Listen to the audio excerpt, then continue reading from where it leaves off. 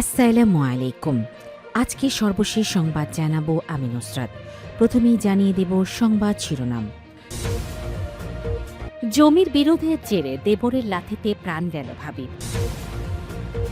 জনগণ মনে করে টেম্পারিং করে জামাত জোটকে হারানো হয়েছে। নতুন সরকারের শপথের পরই সেনাবাহিনী ব্যারাকে ফিরবে বললেন সেনাপ্রধান। ১.৫ বছর পর খুলনা আওয়ামী লীগ কার্যালয়ে নেতাকর্মীদের প্রবেশ। গাজায় ইসরায়েলি বাহিনীর হামলায় নিহত অন্তত ১১। সর্বশেষ জানাবো, শপথের পর আইন শৃঙ্খলা পরিস্থিতির উন্নতি হবে বললেন অ্যানি। শিরোনাম শুনলেন, এবারে বিস্তারিত। জমির বিরোধের জেরে দেবরের লাথিতে প্রাণ গেল ভাবি। টাঙ্গাইলের ঘাটাইলে জমি সংক্রান্ত বিরোধের জেরে দেবরের লাথিতে ভাবি রওশন আরার মৃত্যুর অভিযোগ উঠেছে। রোববার ১৫ ফেব্রুয়ারি বিকেলে উপজেলার দেউলাবাড়ি ইউনিয়নের রসুলপুর গ্রামে এই ঘটনা ঘটে।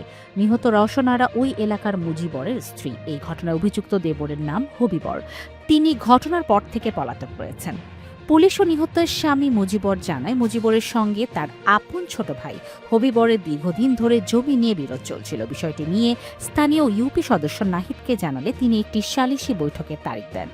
রোববার দুপুরে মুজিবর এবং তার স্ত্রী রওশন আরা ওই জমিতে পানি দিতে গেলে হবিবর ও তার স্ত্রী ফাতেমা বাধা দেন। এ সময় উভয়ের সঙ্গে বাগবিতণ্ডার এক পর্যায়ে রওশন আরার পেটে সজোরে লাথি দেয় দেবর হবিবর। এতে মুহূর্তে মাটিতে লুটিয়ে পড়েন রওশন আরা।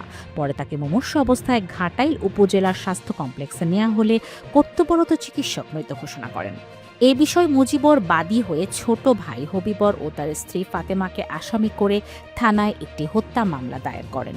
ঘাটাইল থানার অফিসার ইনচার্জ ওসি তদন্ত প্রভাস কুমার বসু ঘটনার সত্যতা স্বীকার করে জানান, এই ঘটনায় একজনকে গ্রেফতার করা হয়েছে, অন্য আসামিকে গ্রেফতারের চেষ্টা অব্যাহত রয়েছে। জনগণ মনে করে টেম্পারিং করে জামাত জোটকে হারানো হয়েছে। জামাতে ইসলামের সেক্রেটারি জেনারেল মিয়া গোলাম পরওয়ার বলেছেন, অভ্যুত্থান পরবর্তী নতুন বাংলাদেশ নির্মাণে নির্বাচন ছিল একটি জরুরি বিষয়। অন্তর্বর্তীকালীন সরকারের আন্তরিক সহযোগিতা ও দেশপ্রেমিক সেনাবাহিনী সহ আইন শৃঙ্খলা বাহিনীর সহযোগিতায় গত ১২ ফেব্রুয়ারি নির্বাচন অনুষ্ঠিত হয়ে গেল। আমাদের দল আসন কম পেলেও ভোটের পার্সেন্টেজে আলহামদুলিল্লাহ অনেক এগিয়েছে। নির্বাচিত দল বিএনপির ২ শতাধিক আসন পেল, ভোটের পার্সেন্টেজে আমরা মাত্র ২.৭% পিছিয়ে। রোববার ১৫ ফেব্রুয়ারি খুলনা জেলার ফুলতলার ideal public school and college চত্বরে উপজেলা জামাতে আয়োজিত নির্বাচনোত্তর কর্মী সমাবেশে প্রধান অতিথির বক্তব্যে তিনি কথা বলেন। তিনি বলেন, জনগণ পরিবর্তনের পক্ষে রায় দিয়েছে সত্য, কিন্তু নির্বাচন সংশ্লিষ্ট ইঞ্জিনিয়ারিং অনেক আগে থেকেই চলে আসছে আমাদের দেশে। আপনারা টেলিভিশনে দেখেছেন, সংবাদ মাধ্যমে জেনেছেন, আমাদের আমিরে জামায়াত সহ ১১ দলীয় নির্বাচনীয় ঐক্যের পক্ষে ইসিতে ৩২টি আসনের ব্যাপারে অভিযোগ জানানো হয়েছে। জনগণ মনে করে টেম্পারিং বা বিভিন্ন মেকানিজম করে আমাদেরকে হারানো হয়েছে। পাশাপাশি নির্বাচনের পরের রাতেই গেজেট প্রকাশ করে জনগণের সে ধারণাকে আরও গভীর করে তুলেছে। তাই নির্বাচনের এই ফলাফলে আমাদের হতাশ হওয়ার কিছু নেই। মিয়া গোলাম পরওয়ার বলেন, আমাদের দেশের একটি বাজে কালচার হলো নির্বাচনের পরে যারা পরাজিত হয় তাদের উপর জুলুম নির্যাতন করা। ভেবেছিলাম অভ্যুত্থান পরবর্তী সময় এই কালচার থেকে বেরিয়ে আসবে সবাই, কিন্তু আমরা দেখলাম সারা দেশে আমাদের কর্মী সমর্থকদের উপর হামলা, বাড়ি ঘরে আগুন দেওয়ার ঘটনা ঘটছে। বিএনপি চেয়ারপারসন তারেক রহমান এসব বিষয়ে নজর দেবেন এবং ঘটনার ইতি টানবেন, কিন্তু বিএনপির নেতাকর্মীরা এখনও থেমে যায়নি। শনিবার রাতেও মশিয়ালিতে আমাদের কর্মীর বাড়িতে আগুন দিয়েছে। ডুমুরিয়ার কিছু ঘটনার সংবাদ আমাদের কাছে এসেছে। আমরা সবাইকে ধৈর্য ধারণের আহ্বান জানাচ্ছি, তবে পরিস্থিতি যদি বন্ধ না হয় তাহলে জনগণকে সাথে নিয়ে আমরা রাজপথে নামতে বাধ্য হব। তাই আমরা আমাদের নেতাকর্মীদের শান্ত ঐক্যবদ্ধ থেকে ধৈর্য ধারণের আহ্বান জানাই। আশা করি খুব শিগগিরই এই সমস্যা দূর হবে ইনশাল্লাহ। ভোট পুনর্গণনার বিষয় টেনে গোলাম পরওয়ার বলেন, যে কোনো কাজের একটা সিস্টেম আছে। আমাদের নির্বাচনী প্রধান এজেন্ট রিটার্নিং অফিসার বরাবর দরখাস্ত দিয়েছে। ডিসি মহোদয় ভোট গণনা করে দিলেই তো সবার জন্য ভালো হয়, কিন্তু আইনের কিছু বিষয় রয়েছে।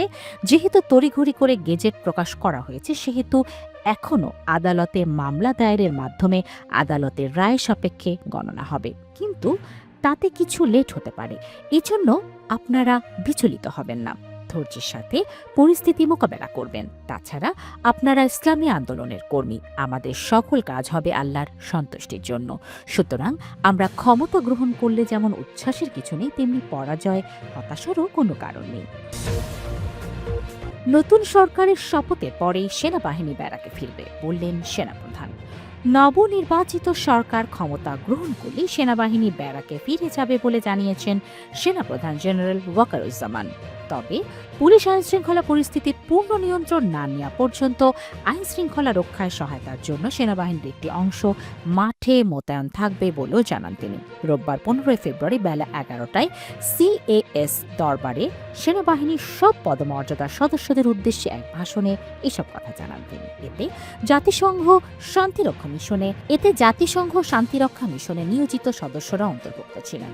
অনুষ্ঠানে সেনাপ্রধান নির্বাচনী দায়িত্ব পালনের সময় সেনা সদস্যদের চমৎকার দায়িত্বশীলতা ও দক্ষতার জন্য কৃতজ্ঞতা প্রকাশ করেন।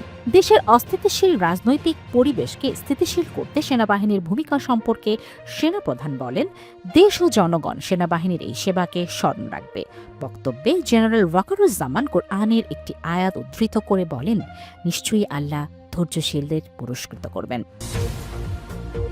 1.5 বছর পর খুলনা আওয়ামী লীগ কার্যালয়ে নেতাকর্মীদের প্রবেশ। প্রায় 1.5 বছরেরও বেশি সময় পর ত্রয়োদশ জাতীয় সংসদ নির্বাচনের মাত্র 3 দিনের মাথায় খুলনা মহানগর ও জেলা আওয়ামী লীগের কার্যক্রম নিষিদ্ধ ঘোষিত নেতাকর্মীরা দলীয় কার্যালয়ে প্রবেশ করেছেন। রোববার 15 ফেব্রুয়ারি বিকেলে তারা লোহার রোড সংলগ্ন কার্যালয়ের নিচতলার কলাপসেবল গেটের তালা খুলে 2 তলায় গিয়ে শেখ মুজিবুর রহমান এবং আওয়ামী লীগের সভাপতি শেখ হাসিনার প্রতিকৃতিতে ফুল দিয়ে শ্রদ্ধা জানান। পরে এই ঘটনার ছবি ও ভিডিও সামাজিক যোগাযোগ মাধ্যমে ছড়িয়ে পড়ে। প্রত্যক্ষদর্শী ও স্থানীয় ব্যবসায়ীরা জানান, বিকেলে হঠাৎ আওয়ামী লীগ ও অঙ্গ সংগঠনের 7-8 জন নেতাকর্মী নগরীর শহীদ হাদিস পার্ক সংলগ্ন শঙ্খ মার্কেট মহানগর ও জেলা কার্যালয়ে যান। এই সময় তারা নিচের মেইন গেটের তালা খুলে দোতলায় যান। সেখানে তারা শেখ মুজিবুর রহমান এবং আওয়ামী লীগের সভাপতি শেখ হাসিনার প্রতিকৃতিতে পুষ্পমাল্য অর্পণ করেন এবং জয় বাংলা স্লোগান দেন। নেতাকর্মীদের মধ্যে উপস্থিত জাহাঙ্গীর হোসেন নামের একজন নিজেকে নগরীর 27 নম্বর ওয়ার্ড আওয়ামী লীগের নেতা পরিচয় দিয়ে বলেন, রাজনীতি করার অধিকার সবার আছে। আমরা নতুন সরকারকে বলতে চাই, আমরা সুষ্ঠু ধারা রাজনীতি করতে চাই। আশা করি আমাদের রাজনীতি করার অধিকার ফিরে পাব। খুলনা সদর থানার ওসি কবির হোসেন বলেন, ঘটনাটি আমরা জেনেছি, এই ব্যাপারে আইনি ব্যবস্থা নেওয়া হচ্ছে। উল্লেখ্য, 2024 সালের 4 ও 5 আগস্ট আওয়ামী লীগ সরকার পতনের পর খুলনা মহানগর ও জেলা আওয়ামী লীগের কার্যালয়ে আগুন দেয় বিক্ষুব্ধ ছাত্র জনতা। এরপর থেকেই সেটি বন্ধ ছিল। গাজায় ইসরায়েলি বাহিনীর হামলায় নিহত অন্তত 11।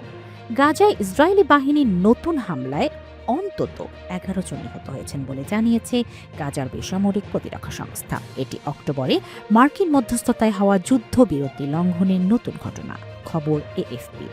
হামাসের অধীনে হতাহতদের উদ্ধার কাজে দায়িত্ব পালনকারী সংস্থাটি জানায়, গাজার উত্তরাঞ্চলের বাস্তুচ্যুত লোকদের তাঁবুতে একটি হামলা আঘাত হানে এবং আরেকটি হামলা গাজার দক্ষিণাঞ্চলের একটি এলাকায় পরিচালিত হয়। গাজা সিটি থেকে বার্তা সংস্থা এএফপি ইসরায়েলের এক সামরিক কর্মকর্তার বরাতে জানায়, যুদ্ধবিরতি লঙ্ঘনের প্রতিক্রিয়ায় এসব হামলা চালানো হয়েছে।